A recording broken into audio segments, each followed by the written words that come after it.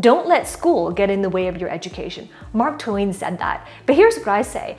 Traditional education can make you a good living, but self-education can make you wealthy.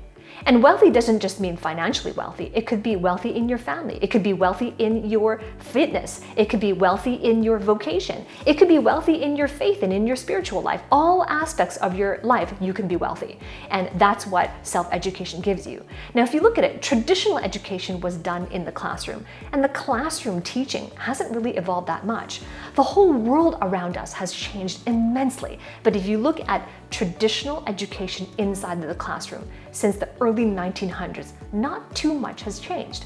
So that should tell you that traditional institutional teaching really hasn't really been updated all that much. But when you learn from an educator who understands that difference and they're focused on educating you instead of teaching you formal education, then you have 3 types of leverage when you work with an educator like that. The first type of leverage you have is to focus on premium value skills instead of an institutional curriculum.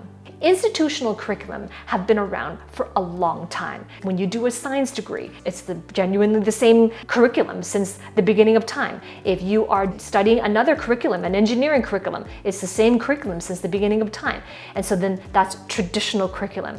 But at some stage of your career, you want to evolve beyond that. You have the basic education already, and now it's time to evolve beyond that. So this is where it's time to focus on premium value skills. So that's the first type of leverage. The second type of leverage that you can have working with an educator outside of traditional institution education is that it's the focus on nuanced practical application instead of theory. Right? The question you can ask yourself is, what would you rather learn? Would you rather learn about certain subjects? Or would you rather learn exactly how to apply your knowledge out in the workplace or out in the real world? So that's the difference.